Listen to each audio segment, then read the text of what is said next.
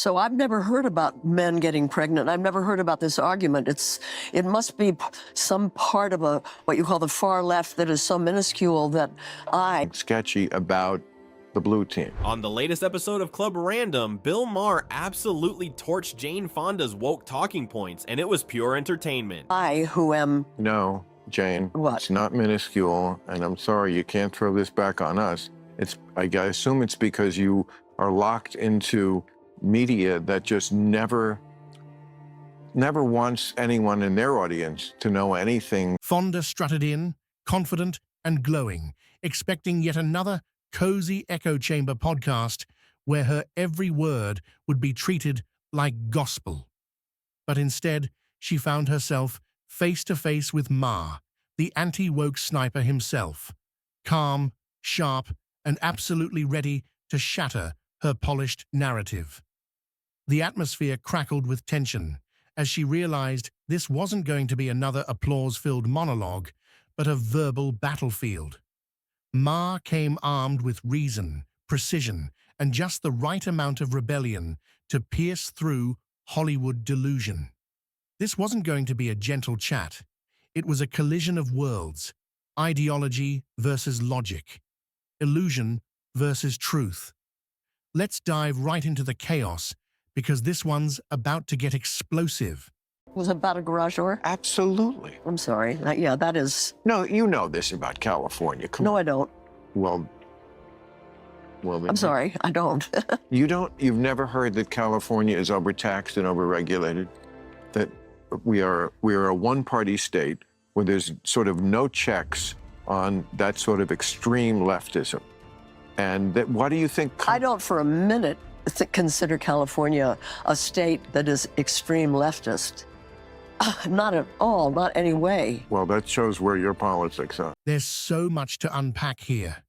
It's wild. Jane Fonda lives so deeply inside the Hollywood bubble that she's practically forgotten what reality even looks like. Cameras flash, audiences cheer, and self-congratulatory activists clap like a choir around her, convincing her that fame equals wisdom. For so long, she's mistaken the glitter of the studio lights for the glow of truth, losing sight of the world where regular people hustle, struggle, and face real consequences. In her universe, slogans replace logic and virtue signaling masquerades as deep thought.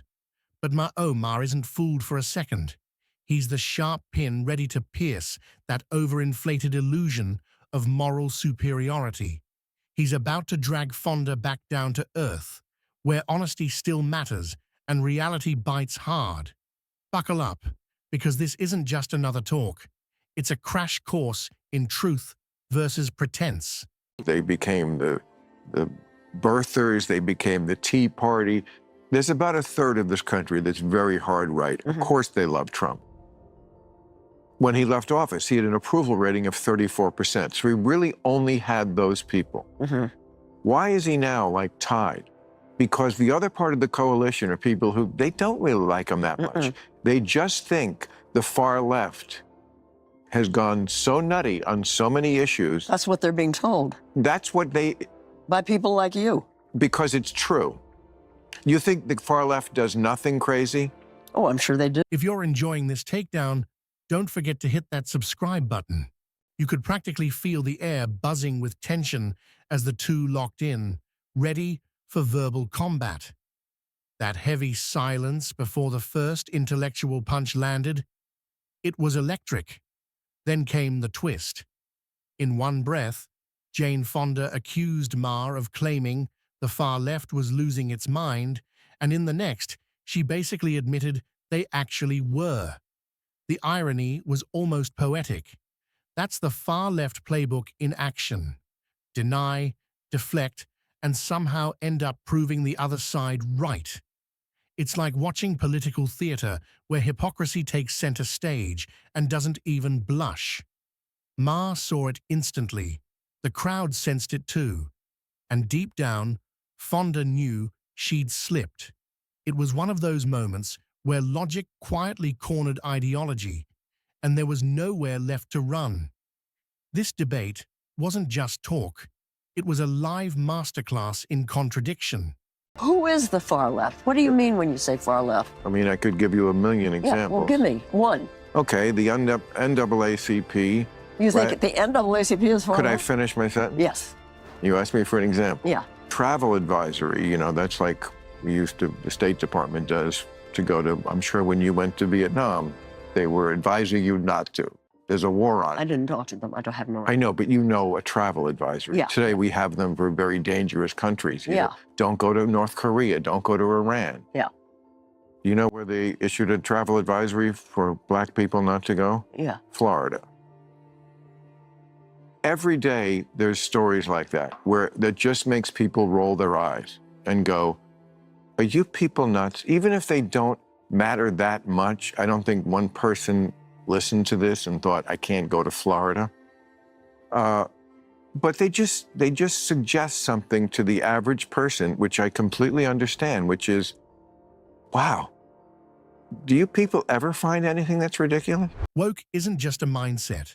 It's a full-blown ideology that's seeped into every corner of culture, politics, and entertainment. It dictates what people say, think, and even feel allowed to believe. It proudly waves the banner of moral superiority while waging war on common sense. Science gets twisted into activism, and history gets rewritten to fit a feel-good story that falls apart under scrutiny. Facts become optional, logic turns offensive, and emotions are crowned as the new truth. That's the danger. It's no longer about equality or justice. It's about control through moral intimidation. Maher hinted at this, yes. But imagine if he'd gone further, hit harder, really driven the truth home. Maybe he held back, worried about alienating his liberal audience. But someone has to say it. Woke culture isn't progress. It's the slow, creeping decay of reason itself. You really think men can get pregnant? That kind of stuff. And I understand that a trans woman can get pregnant. That's different than a man getting pregnant. Insist on blurring that line as if that's some sort of reasonable social cause, as opposed to just being for having full rights, respect, and protection for trans people. Nope, trans women simply cannot get pregnant. And that's just biological fact, not an insult. Maher nailed it when he said the trans movement should focus on protecting rights and freedoms instead of rewriting scientific truth.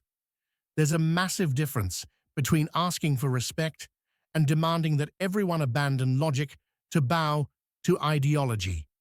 The moment the conversation shifts from equality to enforcing belief, credibility crumbles.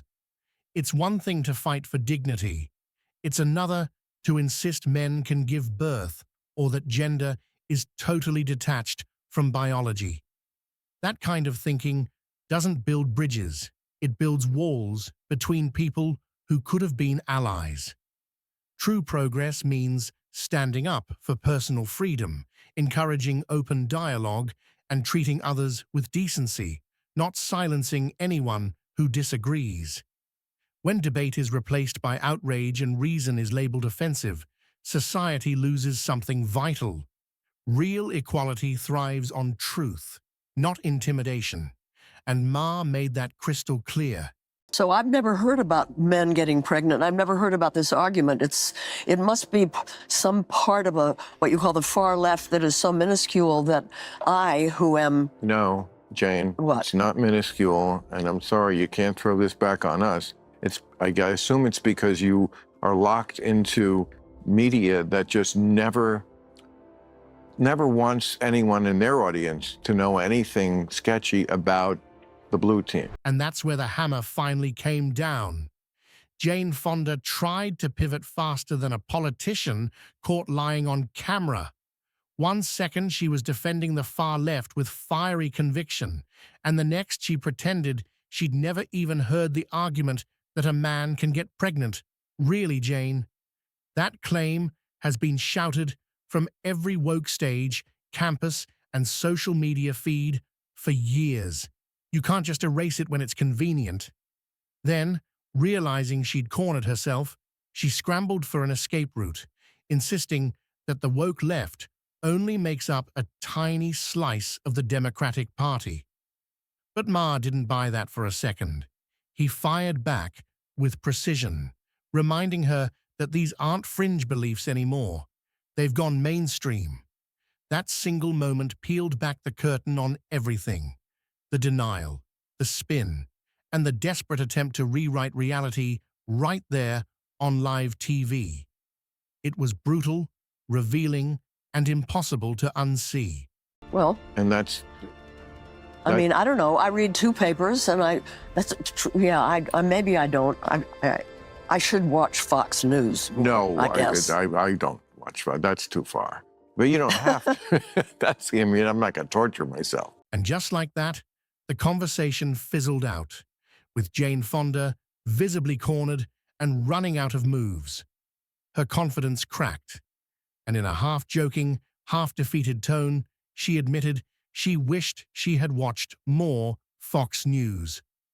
That one line said everything. It wasn't just humor, it was a slip of truth. It exposed how long she'd been trapped inside her Hollywood echo chamber, surrounded by praise and filtered narratives that shielded her from reality. While she basked in endless applause from like-minded elites, the rest of the world had been moving on, debating, arguing, and questioning things she never even heard about. Maher didn't attack her. He simply held up a mirror, and the reflection was uncomfortable. That moment wasn't about humiliation. It was revelation. Sometimes the truth doesn't have to roar. It just quietly pops the bubble, letting all that artificial air escape in one sharp hiss of reality. That certainly has been the history of this country. Was police who were all too willing to shoot black people. So defund the police, though, was not a good idea. And you know who mostly didn't think it was a good idea was black people, because they want police in their neighborhoods, probably more than we need them in ours. That's the real danger of woke culture. It thrives on impulse, not introspection. The loudest voices rarely stop to think about the long-term consequences of their outrage-fueled crusades. They chase whatever's trending, surfing waves of moral hysteria until the tide inevitably crashes. And when it does, those same people pretend they never said what's now unpopular. Take the defund the police movement. It was once screamed from every street corner, treated as the ultimate badge of moral purity. But when reality hit, crime surged, neighborhoods suffered, and even the most passionate activists began to realize the damage. The very communities they claimed to protect ended up paying the price. It's a painful reminder that good intentions don't erase bad outcomes. Chasing virtue-signaling glory might feel righteous in the moment, but ignoring logic and consequence always backfires. Woke culture runs on noise, not wisdom, and reality never fails to collect its debt. But the Republicans tried to catch the Democrats with this, and they put this on, they brought it up in Congress. Yeah. And all the Democrats voted against it. The Democratic politicians were not for defunding the police. It's that radical fringe that has captured a lot of the media, academia, some of these cultural institutions that are not liberal anymore by my old school liberalism. The ACLU was all about free speech. They don't really believe in it anymore. They believe, in one of their chief people who is trans said, I will die on this hill of banning this book. Maher couldn't be more right. The woke left has become the loudest, most dominant voice inside the Democratic Party, practically hijacking the entire agenda. They set the tone, control the language, and decide what's safe to discuss, leaving everyone else walking on eggshells. The moderates, once the heart of the party, now seem powerless or too afraid to push back. Many stay silent, terrified of being branded as traitors or bigots for daring to question the narrative. The few brave souls who speak up Politicians, journalists, or even comedians face relentless backlash, smear campaigns, public shaming, career cancellations, and sometimes even threats. Debate has been replaced by submission, and progress has been twisted into ideological obedience. Maher's warning cuts deep. If the left doesn't reclaim its sanity soon, this extremist echo chamber will drag the entire movement into political oblivion. It's not enlightenment anymore. It's self-destruction disguised as virtue. Top story. Most voters say U.S. can't repair severe divisions. And they went into the fact that 5 years ago, even during the pandemic and during the George Floyd protests, even then, people thought, well, we are going to get through this. And now they seem to be on the page of, it's not going to happen. You know, Bill, What do we do? But did you see the story? Yeah, and I think what's new about this moment, one of my teachers and friends, Doug Seidman, likes to say this, we aren't divided, we are being divided. That's right. By companies for profit, okay? And we have our divisions, we always have them. Well, I have to disagree. I don't think division just happened. I think the far left wants it this way. The woke left survives on outrage and division because that's how it keeps control. They don't debate, they dictate. The moment you dare to question their worldview or refuse to repeat their talking points, you're instantly branded as a villain, cancelled, or shamed into silence. It's no longer about inclusivity or equality. It's about enforcing a single, untouchable ideology where dissent is forbidden. We've seen it play out again and again. Ordinary people losing jobs, reputations destroyed, friendships torn apart, all for simply thinking differently. That's not tolerance. That's moral authoritarianism dressed up as justice. Real progress doesn't come from silencing others. It comes from listening, engaging, and allowing disagreement. Until the left learns to accept other perspectives without launching public witch hunts, unity will remain an empty slogan. You can't build bridges when one side keeps lighting the matches that burn them down. At some point, you, on your phone, you ordered a yoga mat or something. Your algorithm figured out you're a liberal. Then your neighbor looked up a truck, you're a conservative. And from that day forward, you got different information every day and nobody sent a notice. And so now you literally think your neighbor is insane because how could they possibly think this stuff? But if you put your phone next to their phone, you're in different algorithmic universes, and that is brand new and very dangerous. For once, I actually agree with Van Jones on this one. And that's saying something. We desperately need a converging universe on social media, a space where opposing ideas don't just coexist, but collide. Right now, algorithms act like overprotective digital babysitters, feeding us only what flatters our existing beliefs, while shielding us from anything that challenges them. That isn't enlightenment. It's intellectual isolation, disguised as comfort. Real growth happens when we face opposing views, when ideas clash and sparks fly. The left should hear what the right is saying, and the right should see what the left believes, not through clipped outrage or sound bites, but through genuine, unfiltered conversation. Only then can we start understanding the messy truth of reality instead of swimming in a pool of curated delusion. Until these platforms stop trapping us in echo chambers, we'll keep confusing agreement with truth, and that's dangerous. So if you enjoyed this dive into reality, hit that like button and subscribe for more eye-opening discussions, because the truth deserves to be heard loud and clear.